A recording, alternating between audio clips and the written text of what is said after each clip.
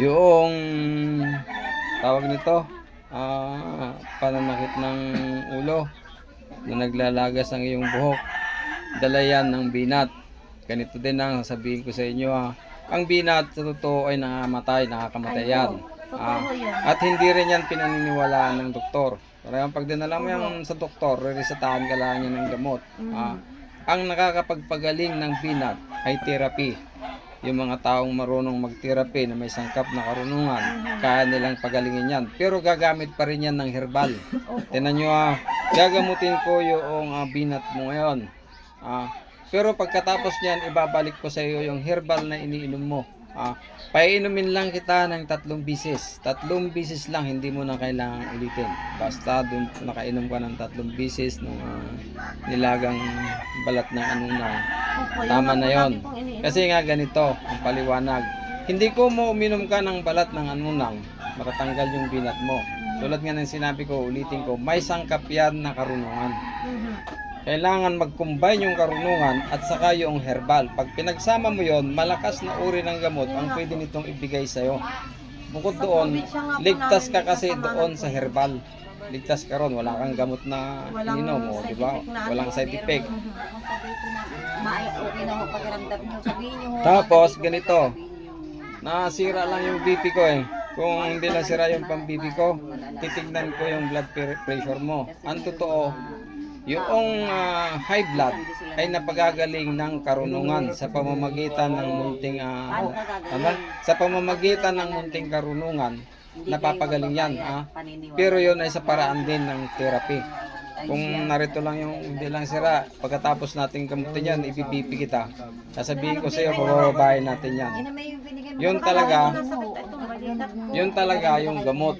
Kasi ganito, papaliwanag ko yung high blood,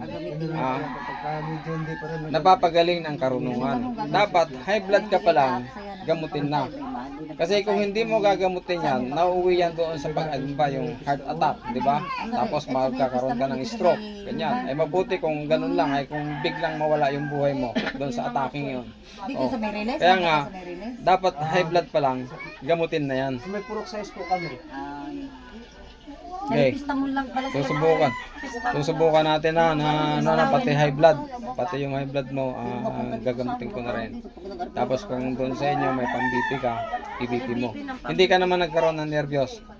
Yun po, pag minsan yung bang nababalitaan ko minsan nagkakagulo doon sa bahay lang po ako. Inaatake ka ng nervyos. Parang lang pong hindi naman po ako parang minemervyos. Parang lalo po akong nagagalit at nangangatal po. Sabi ko himatay. Nahihimatay lang po ako. Pwede yun, kasama na yun doon. Pati vertigo. Ngimay po, lagi. Lagi kong dinadaing mas. Sige, gagamutin natin lahat yan para... Masyado siguro kayo nag-iisip ano? Hindi naman ho kasi maiwasan. Sabi nga na, huwag daw akong mag-isip. Hindi. Ang gagawin nyo ho, ilalagay sa isipan nyo yung kwarta mo ng isip. Yan, likod nyo lang. Layo nyo lang. Pag pinamimigay nyo sa buhay nyo yung kwarta mo ng isip, ayan mo lang ang lang yan. Dahil kapag kaya naiisip mo, ayan ang mangyayari dahil anong nangyari na sa Hindi nga po ako nakakatulog sa gabi kalimitan, lalo na kapag ako may iniisip ko. Ang ulo ko'y parang binabarinan. stress kasi. Hindi mo yun, wala pang gabi. Sobrang stress. Ito na, umpisa na ko na. Yung vertigo, dito pinukuha yan. Alam nyo, pansinin mo mabuti yung buhok mo, dadampayan ko lang ng palad ko. Pero kasama na rito yung high blood, yung blood pressure mo dapat bumaba rin.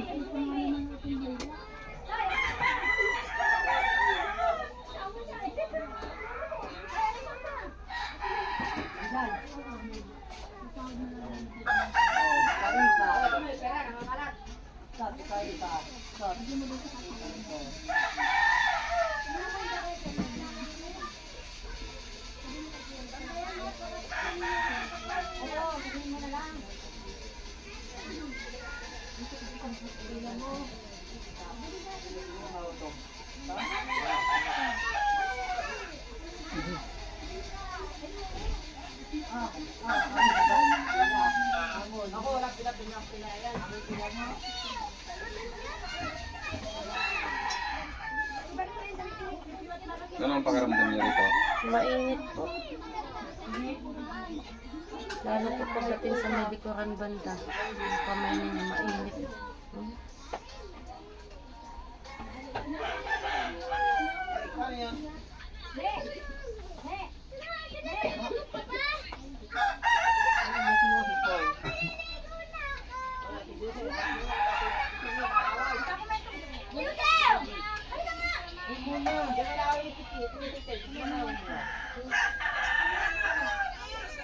Sabay.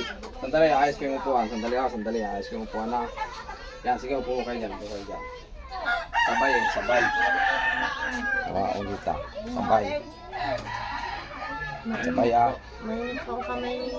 Sensitibo amilam. Sensitibo amilam. Inuwi na. Ganyan dyan na. Yung vertigo at saka yung high blood, saka yung pananakit ng balikat mo, lilinsan mo yung gamitin. Sabay-sabay ko na. Tapos dito ko hugutin. Dito dyan. Dapat maramdaman mo yung sumama.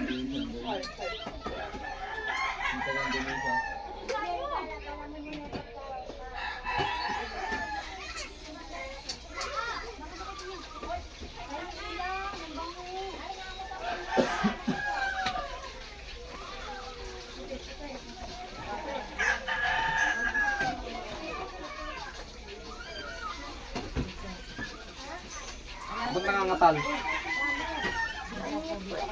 Mainit ang kamay ko. Talab naman yung talab.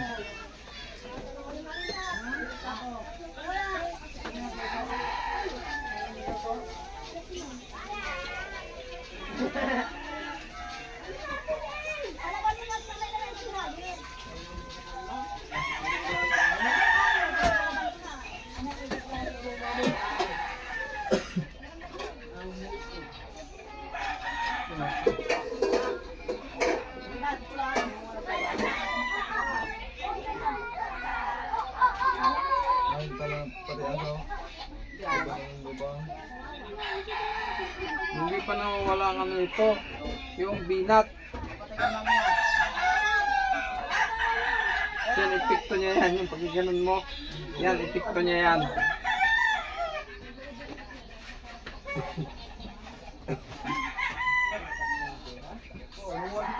Mainit naman po pag wala yung kamay niya. Pagdating ko dyan, napakainit po.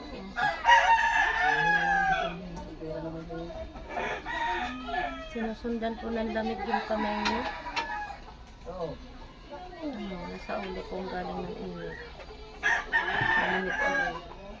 Namamay ba yung sinusundan ng kamay niya?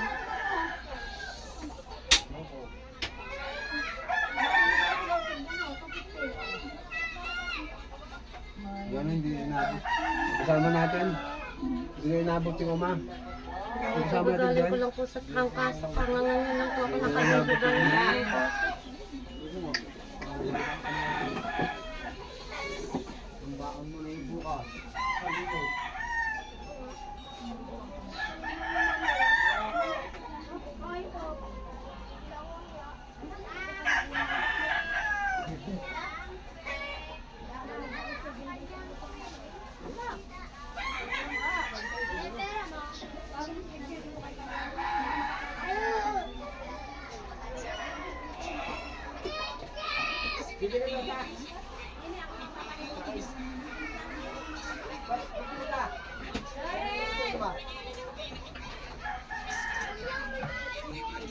So yung ginagamot natin ngayon na vertigo, tawag nito yung binat at saka yung high blood. Magkakasama na ako doon sa salitang ginagamit ko ngayon.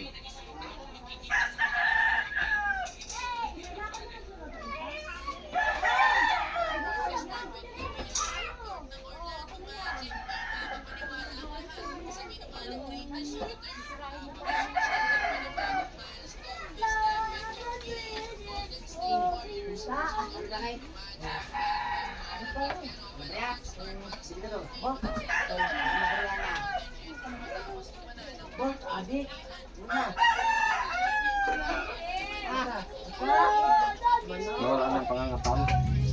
Hindi na po siya.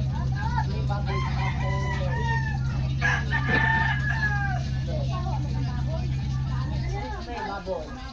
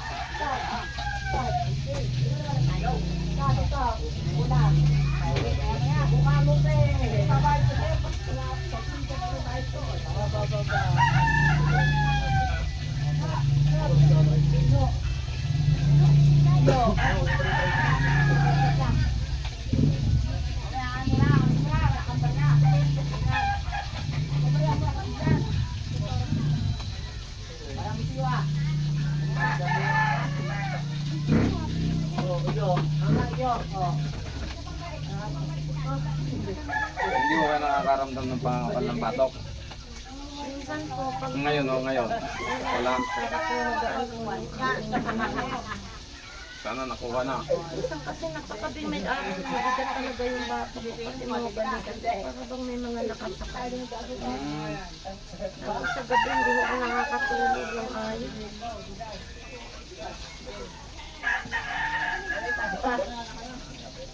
Naari ko sa akin magdamag akong gising.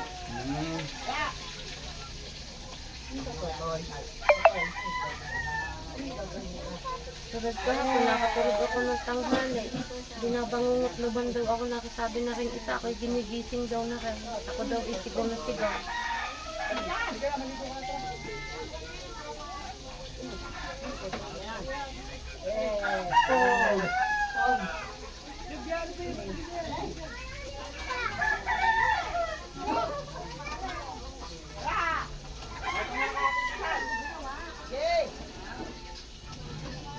Ito iba na. Nagpalit na ako.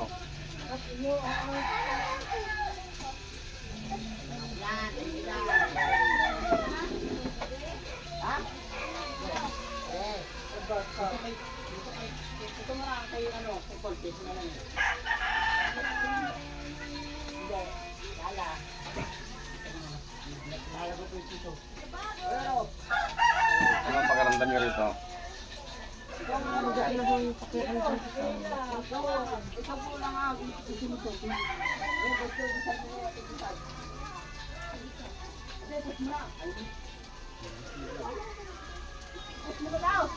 Kaya hindi na ho mainit yung pakiramdam ko sa kamay niyo pag nasa ulo ko. Ano na ang pakiramdam nyo? Parang normal na na.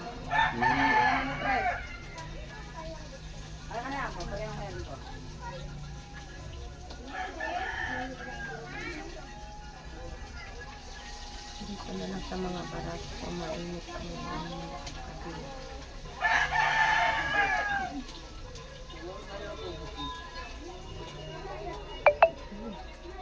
Ano yan? Mainit pagdating din sa mata ako.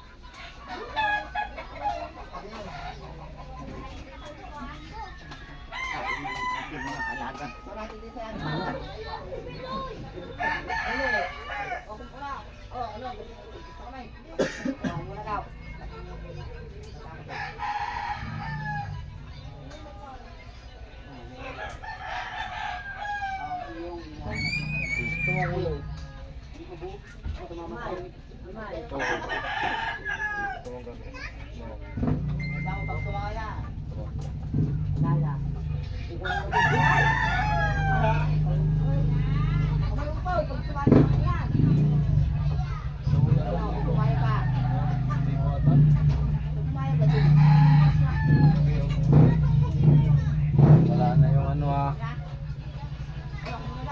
wala na yung binat. Wala na. Ang natitira lang ay yung vertigo at saka yung high blood. Puro mahina na rin. Kunti pa.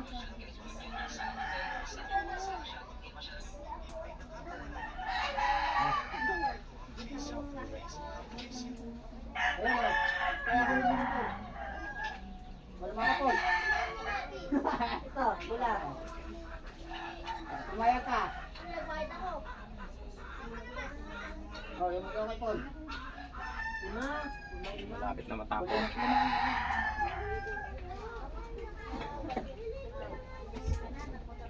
Kumaya ka. Wala na.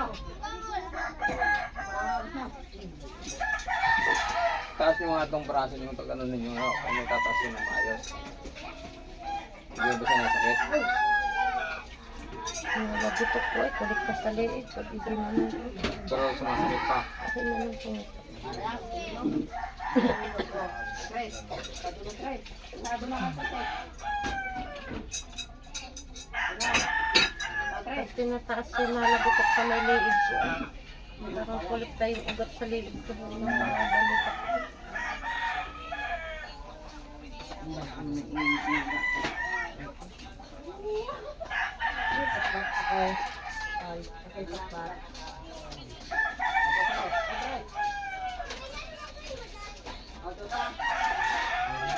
Meron ba tayong ano dyan, yung tape? Hmm?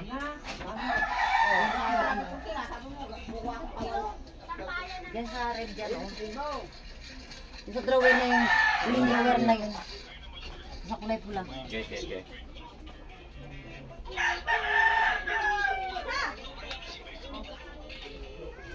Sumasali ka na tayo, ba? Ito. Wala mo yung puta. Oy, bakit ito wala?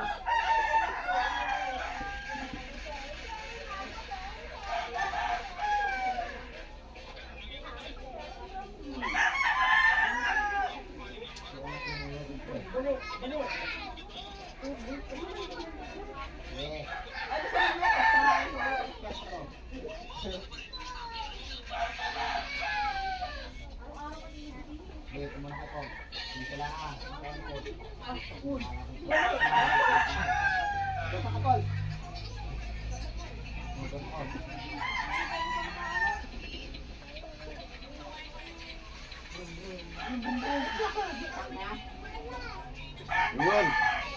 Nalimutan ko. Hintay na. Ano ba yun?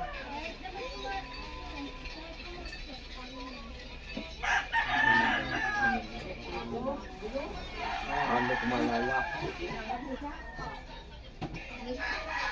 Nalimutan ko yung una kong ginamot ko dahil sinulat ko talaga sa papel. Dahil maalala ko yun. Wala. Yung unang ginamot ko sa'yo, yung dapat ang itidikit ko.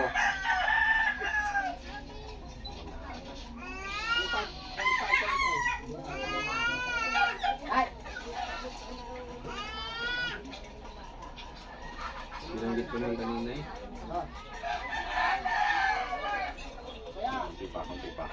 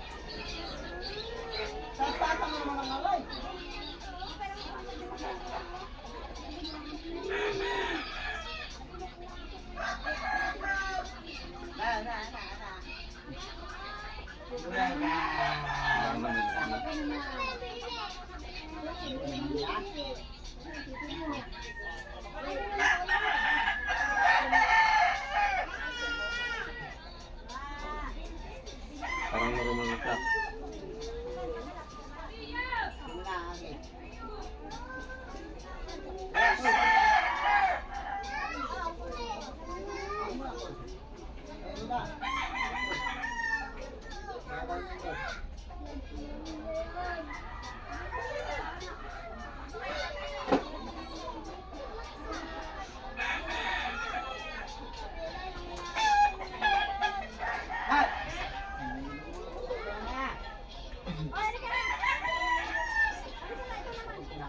Pakiramdaman nyo ito kung ano meron.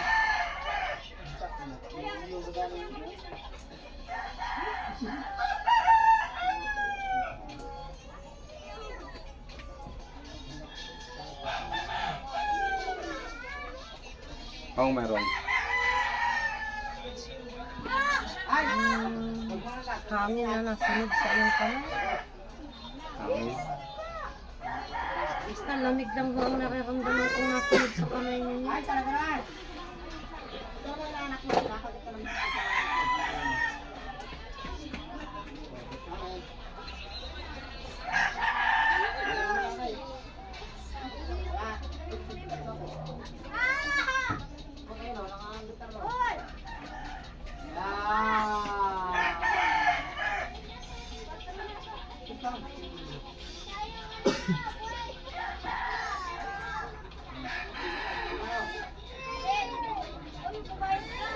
Yan.